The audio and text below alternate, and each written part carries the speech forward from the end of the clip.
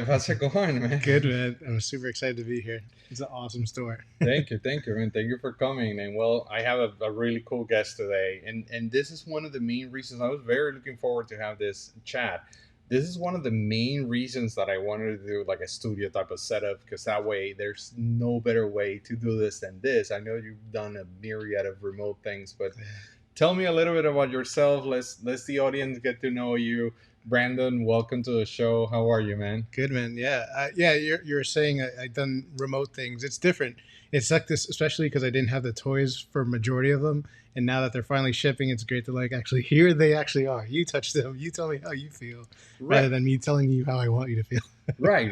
But at the same time, well, let's introduce yourself. So you Yeah. created a line that I actually love the name because it's called Thank you. 9 to 5 Warriors. What? Tell me, besides the obvious, why 9 to 5 Warriors? So yeah, essentially, when I came up with the concept, it all started because I went to a toy store like this. I got smacked with nostalgia, and I was like, "Oh my god, I want to create this sensation for the kids growing up today." And to me, like it was always about story and storylines, and that's what made like a great toy amazing, and that's what made the toys that we were surrounded around, like all the connection was based around story. So I started there. Like wanted to create a cool story. As a kid, I would actually create Major Eraser here out of my own school supplies. So there, when the first thought of making my own toy, like Major Eraser kind of came to mind, as well as an old forgotten line called Food Fighters. And Oh yeah, that was like the basis. I was like, oh man, Major not so Eraser. forgotten. Like there's a few Foo Fighters. They have a huge collector base, They're and they're very well. I don't know. Remember, I guess. some people like the collectors that collect 100% no, but majority of the people like they're like, what the hell? This existed? It's weird. What is this? A dog toy? But going back, like when I wanted to create a toy, those two things came to mind, and I was like, well, do I set it into a school setting? Classroom clashes, or like I just kept on rolling around with the supplies versus food element, and I was like, well, why not office, and why not office supplies? Like make it more modern, or for the grown up, the kid within you, you know. So that's where like 9 to 5 kind of came instantly with it, like within seconds. I'm not gonna Well, lie. in my case, I hated when I had a 9 to 5, and then when I saw the 9 to 5 Warriors, I'm like, oh, this is right down my alley because it's in general some sort of connected to people struggling with 9 to 5, and this is how you connect with your inner child. Is that what my take on it? Yes, 100%. So the main character is named Alan McMillan. He's in the actual comic books. So he's pretty much like me, like the Toys R Us kid that never grew up. Let me see if I can find him. But this is Alan. So he's a guy like a dreamer, and he's been stuck in a super uncreative world. And just like me, when I had like an office job randomly, and like I just was like very bored. There's so many times where I'd be like, "Why am I here? I could have done the work in like 30 minutes, but I have to stay literally till 5 p.m." I know. Tell me about it. Yeah. So Alan McMillan is working this uncreative, like uninspiring job, and that's how he starts playing with his or his office supplies, much like I did, and leftover food. And so as he's just playing and pretending and eating shit, he's speaking their personalities into them. And one fateful night, typical '90s style, he knocks over his energy drink into a surge protector and sparks them all to life. And they all retain that personality and the stories that he told them. So it was an energy drink that oh, I love Yeah. that. So it's called Jensei, which means Okay. life in Japanese, to give life. Okay. And essentially, yeah, that's the world revolves around Jensei. Colonel Custard here is constantly after it. He's got like a leaky jelly core, which he glows in the dark. His eyes in the core. Oh yeah. No. Well, let's jump straight up into this guy. So I was able to grab some of your Cool. content. I hope it's okay. No, absolutely. And then I love the retro style. That was the first thing that got my attention. Oh, I cannot believe so you can actually put a Scotch tape on this guy. Yeah, you break him out. Yeah. So that's basically your line. I know there's a bunch of figures that you don't have here, but I'm assuming they're following wave. So, Yeah. but following up in that sense. So let's just start with this guy. Tell me about this guy. Absolutely. So Major Eraser, he's the leader of the good guys, and the good guys are called the Water Cooler Commandos. And like any good eraser, you use them to fix mistakes. So that's the personality he's in. Like he's like a straight edge, like no slack. Any mistake, he wants to fix it. And literally, Colonel Custard's over there, like creating minions along the way. So his job is to maintain office peace and keep, the the equilibrium and make sure that no other mistakes are created. And Alan, being the shy, nerdy guy that he is, this is like basically his spirit animal. He wants to be brave like Major Eraser. He wants to be strong like Major Eraser. Let's try to show it in the camera. Maybe we go back to here. They can see it perfectly. I absolutely love the fact that this is an actual cap of a Sharpie, right? Yeah. This is hilarious, man. And he's got paperclip bow and arrows. And so going back to when I was a kid, that's exactly what I would do. So this is a good guy. Yeah, good guy. So he gave me the vibes of like Duke from G.I. Joe. 100%. The cigarette, the cigar and stuff. I love him. I love how it looks, man. Thank you. So let's jump to the next one. And the next one, let me see on the screen. The next one will be Tech Sergeant Scotch. When I saw the video and I saw that this guy was you can actually put a Scotch tape on it. You can break it apart and like how basically you just pop off the limbs. Everything comes off.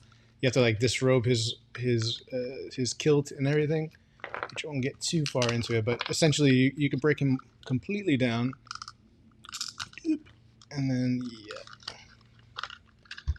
What's cool is going to his the plastic, like it has a great feel, right? You're not cutting corners. Like, no, it's really like it's fair, no expense. It's correct. And so you end up with this, which is very similar to a Scotch tape dispenser, but to avoid a copyright, you see that the cutting bit is on the opposite end. But what's cool about this guy, he opens up like alluded to, you could pop in a standard issue tape roll. Tape roll's not included, so I just make sure. So this character, being tape and being resourceful and crafty, the actual supply that it is, that's exactly his character. He's the mechanic of the group. So anything you need fastened, and a weapon, a barrier, a vehicle, whatever, he's the genius. Yeah. So he's the kooky genius that can like build it all together. He comes with this weapon that's basically a welder, and here you go. So what's funny is I have no drawing abilities, but I'm very creative. So when I was working with the sculptors overseas and any artists that I usually work with, I kind of Frankenstein everything that I can. So this particular weapon, I literally fashioned, grabbed the AA rubber bands, the push pins, and I created it, sent a photo of it. And within like 30, 40 minutes, he did it. Yeah, I was going to ask you, so your involvement in the designing process, you did like a rough sketch or whatever, and then they came up with something. How was that approval process? So the project originally started in 2012. So back when I walked into the store, I was smacked in nostalgia. I got inspired. And they just came out? It's been a long journey, man. Yeah. So what I did was I used my film degree background, and I know how to like produce projects. So I didn't know how to draw, so I hired an illustrator. And the first thing I did was create like a presentation brief, and literally like Photoshop things that I liked. Like a pitching deck. Yeah, you're pitching exactly. I photos of an eraser, the thumbtack. I drew my crude drawings for Scotchy. Wildcat from Tailspin, the mechanic, was one of the references for the demeanor, but tactical gear and all these other things was attached to the brief as well.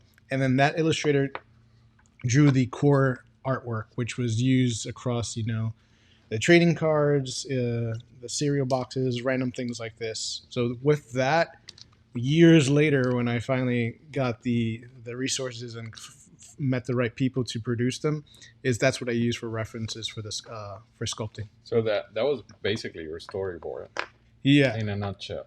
I love the fact that they're like heavy. I mean, the thing is that nowadays, especially smaller companies that are like venturing into this indie toy creating business, they have to cut corners in order to make it out there. So, but it doesn't look like you didn't get that memo. No, and the price is honestly lower than most indie toys, and that's for a reason. My goal right now, like truthfully, is just get them out there. I do want to be the next Ninja Turtles. I know a lot of people have said that, but like I wholeheartedly want to create, like I said, that nostalgia for the generation growing up. And I'd love to create. I can totally see these guys along with not only Foot Fighters, but Ninja Turtles and everything from those early 90s. Like, I don't see why not. They belong on the same shelf, if you ask me. Thank you, thank you. Look at us. I mean, you got me like building stuff, and And that's what the idea. Like, hopefully, it re-sparks imagination and like the everything was strategically done. Even the limited articulation. It's I could have put five like extra points and make them bend in any which way, but the toys you grew up with were like this for a reason right. because the personality is sculpted into them, and then it also makes you like get creative with them. Like you're kind of limited, and then you're also placing them, and then again, it's all about story building and whatnot. I will 100% like of course get into more modern, but for the initial batch, I just really wanted like a traditional toy, and then not worry about like if he can kick the back of his leg. Right. Let's keep talking about wave one. So Yeah. obviously this is the bad guy, and it glows in the dark, of course. Yes. So tell me about him. So Colonel Custard, being the delicious donut that he is, Why a donut? well, offices are usually filled with stale donuts or like things that like in a breakfast. That's And the dark side of the office. yeah, so the story was that this like going back to Alan, and before he was created, like Alan saw that he was taking an office worker took a bite out of him and he was like, "This is gross, it's stale," and tossed him in the trash. So Alan like recovered him and like used that to build his personality and like made him, hate humans for being wasteful and not. And he's basically like the Captain Planet, but like the evil version of it. Yeah, So he love spits that. some truth, but at the end of the day, he's just very angry at humans for being wasteful and being a delicious donut. Like it really hurt his ego that like, how dare you throw me away? Like, So he's not that bad. Like He- he's like a moderate. he's um, not blowing up people with nuclear bombs, but his mentality is what he wants to destroy, and he thinks food is a superior race. So his idea is transforming the entire office into his loyal subjects. That's cool. Oh, by the way, let's talk about power. So, do they have like a special powers and stuff embedded in the creative? Obviously, I love the fact what you just said. Like the stroke a chord. Like you're absolutely right. 5 POA is the way to reconnect with vintage. So that was a smart. Yeah, you could have done multiple points of articulation, but this gets me that vintage vibe. Thank you, thank you. It's heavy. I'm gonna keep saying that. Like it's heavy. Like you can tell. You can. It's like when you grab Ultimate from Super Yeah. 7. Like you were like, ooh, Yeah, like yeah. there's plastic in here. So what about superpowers or powers in general? No, they all have special abilities. I mean, they're all super powered created. Like the gen save plus the electricity is what creates them. So that ability to be, an anamorphic figure of whatever hot dogs, whatever, like the future line, that's the special ability of them. But at the end of the day, they're just mischief in a very type form factor. For sure. Let's talk about the next one. And by the Super way, cool. this is my favorite. Thank This you. guy's my favorite because not only the concept I thought it was super neat, but the fact that you can turn him into multiple characters, Yeah, if yeah. you will. That I thought that was really cool. Let So me see it. this is the genius of. So I worked with someone named Scott Hensley on the line, along with another digital artist, Seba, from Planetary Dog Toys. So they kind of tag teamed, and this creation was 100% like Scott. Scott Hensley is known for Teenage Mutant Ninja Turtles, especially the bad guys, Shredder, Bebop, Rocksteady. He like Right. did practically all the bad guys. He did Street Sharks. He's done Toxic Avengers. He like literally you could throw a rock in like my collection and like you'll hit like 5 of Scott's pieces. Right. So he also did a shit ton of like Happy Meal toys. So I feel like his expertise in Happy okay. Meal toys really was Yeah. expressed here. This is a very very early sample that I brought, and the tooling So this is wasn't right. So this is So a prototype? yeah, technically. So he doesn't snap together in this model, but he snaps Let me see. I together. love the fact Yeah, you yeah, got yeah. me a prototype. I know, and I see the rest of your collection. You love You prototypes. got me a prototype. So this is like a test shot, right? Yeah, exactly. It's beautiful. Look at that. So your base, you can collapse it. So it's like 3 characters in one. Well, how does the it work? main character acts as like a mind hive. So he's literally a stack of potato chips. So it's an endless amount of characters within him. They're all wacky So you and can- crazy. So you can turn it into like a Pringles Not type in of this tower. model. Not in this model, but that was something in the future for sure. Oh, there we Because go. now I see like, oh yeah, you could definitely get away with really expanding the line, especially with the character.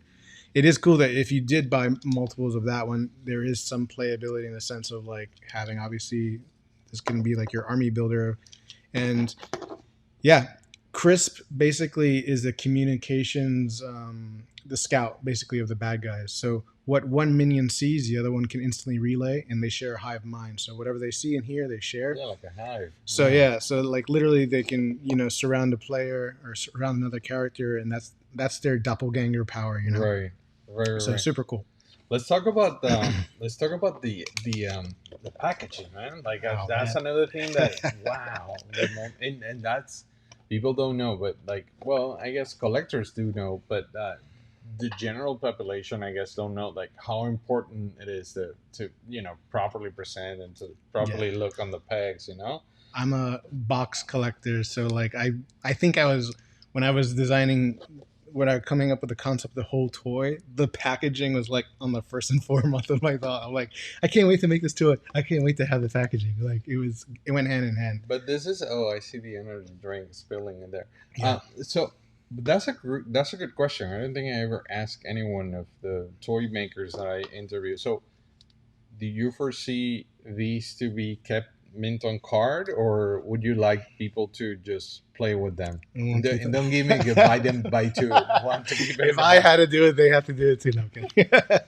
Honestly, that's the beauty of it. Like, I am exactly that. Like, there's some toys that I just bought because the whole package is the deal, and I love seeing them. But this one, I do now have them on my desk. So I love. I think it works in both ways. So if you're the creative type, pop them open. What's cool is that if you cut it open properly, with a razor blade, at least you still have a beautiful piece of art that can be used. The back of the card was like, again, going back to the old days. Yeah, it's beautiful. Like how you tell the story.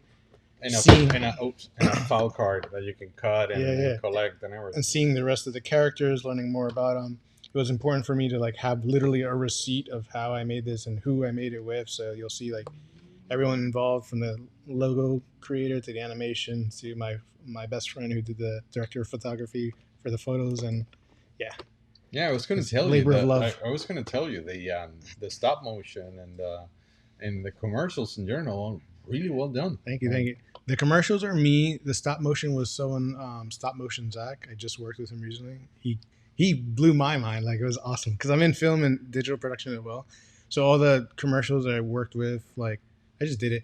And it's funny because I'm using like larger cameras and then I'm like exporting it as like 480. Right. But I worked with a lot of talented and passionate people on this brand. But what blew me away is every time I received like that piece of work and via an email or something like that, and like, here's the update. Like, oh my God, it's like Christmas. Like, being able to see someone else's creativity, bring them to life, especially with the stop motion. I was like, my mouth was like, what? They're alive. That's insane. Especially with 5 points. Really well done for 5 POA. That's what blew my mind. No, they're all natural. It's rigged perfectly. It was just like, I did not know you could do that. That's insane. That's a press release. Wait, so let's go to the next one, which is, so I have, again. Okay. So these are the bad guys are break room bandits. Yeah. How about the cartoon? Who did that for the animation? So I back when I first started in 2012, I didn't know how to make a toy, so I basically wanted to focus on story.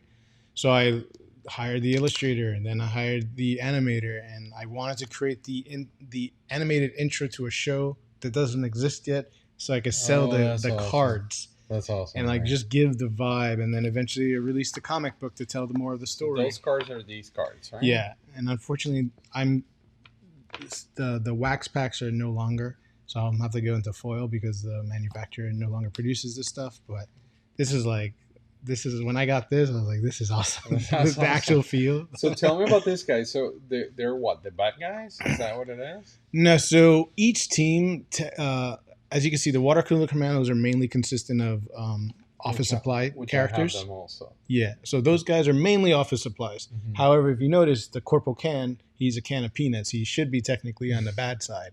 And then if you look at the Break Room Bandits, they're all food except for the one other-sided number 2, the pencil. Mm-hmm. So going back to Alan, the creator of them all, he had this one magical pencil, his favorite pencil of all pencils, like the perfect tool for any supply, until the office bully like snapped it in half. But Alan, being resourceful, like sharpened the end of one end, and that became Lieutenant Lead. Still perfectly good pencil, does everything you need. And then you have the other end, which he just sharpened, and it's like a double-sided pencil. You're like, what the hell do I do with this? And Alan is a reflection of you? Basically, if you haven't caught on. So basically, with a double-sided pencil, that character just feels useless. And he was tossed in the drawer, and he's got double-sided points, and he's like literally a two-faced character, and he's a lone wolf because he doesn't feel like he's belongs anywhere. So that's the character. Number 2 is literally his name. And his his objective is to be the number 1. So he wants to take out Major. He also wants to take out Colonel Custard, but he works with the Bacon Bandits, for now, while he can. So as you can see, yeah.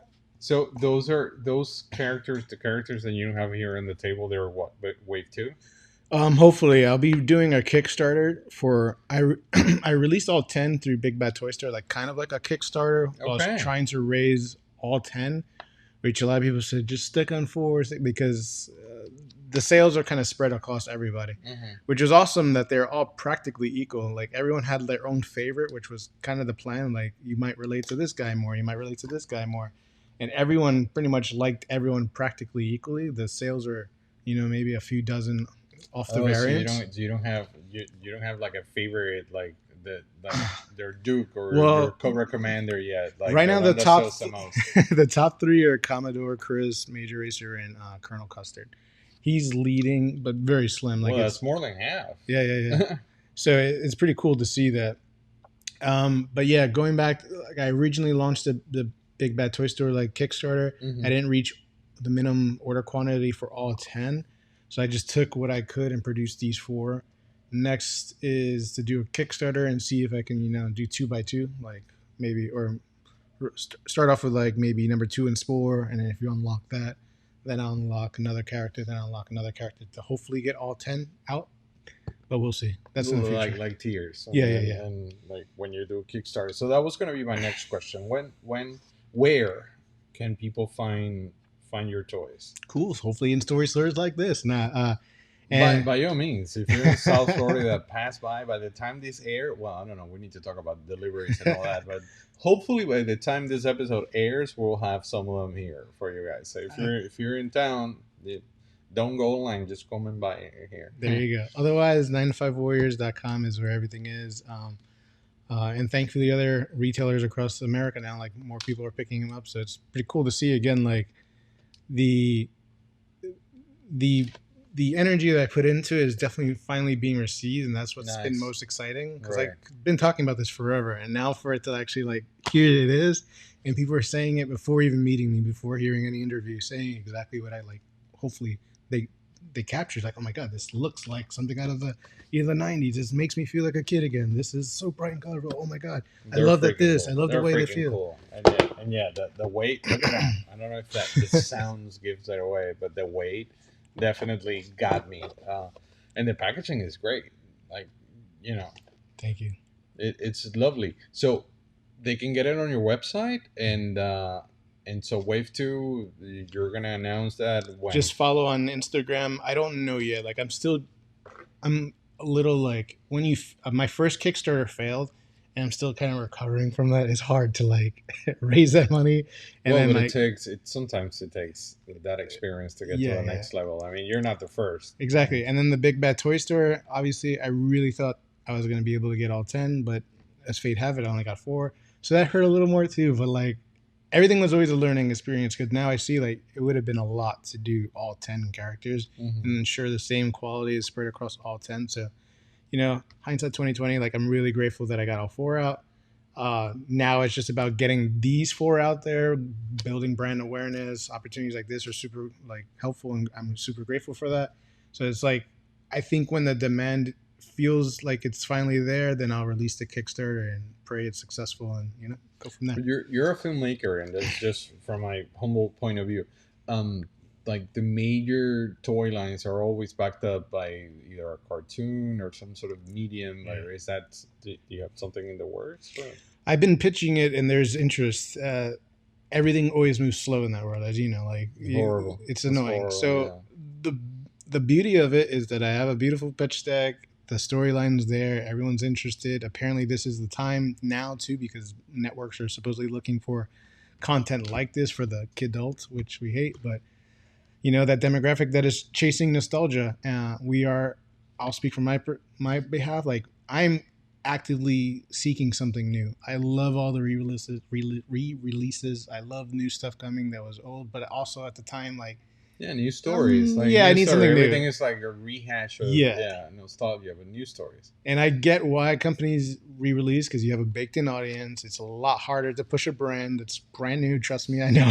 And technically, you have a captive audience already, and then it's easier to pitch for sure. Exactly. It's easier to pitch like, oh, let's redo He-Man, and then Netflix go like, okay, but then easier said than done. Also, 100%. So I'm in that I'm setting up my situation like, just I want to have everything that's ready, the rich storyline, the fun characters, and the toy lines that's already out there. So hopefully the right people see it, and then the idea is to have a TV show, movie, the works.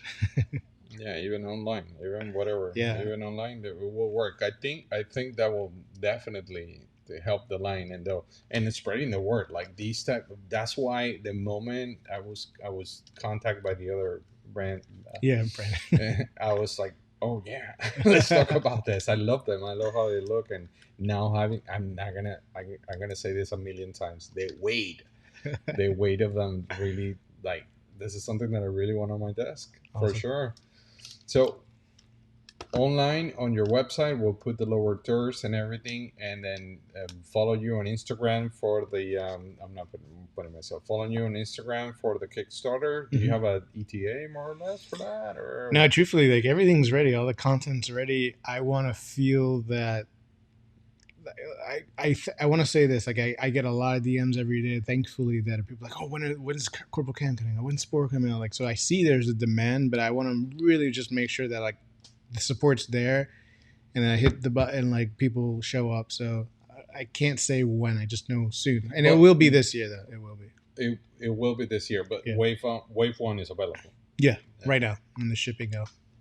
Not just through your website, but they can also get it through Big Bad Toy Store and that type of stuff. Yeah, Big Bad Toy Store, other retailers. I have a stock list on the website now that I'm currently fixing, but thankfully. And if you're in South Florida, come to Plastic Universe. We'll have them. We'll have them also.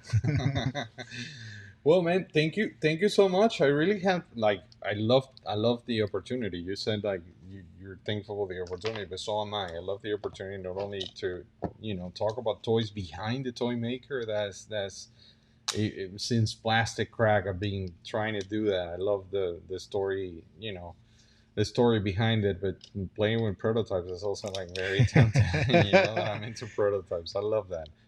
Thank you so much for coming, man. Likewise. Thank you, man. So, and open invitation, if, next wave comes up, this is your house. Come every time that you like, and we'll love to talk about it, and we're going to keep pushing and promoting and letting everyone know this is really, really cool, guys. Like take a look at it. Get one, and then you're going to get the rest. I can assure you that.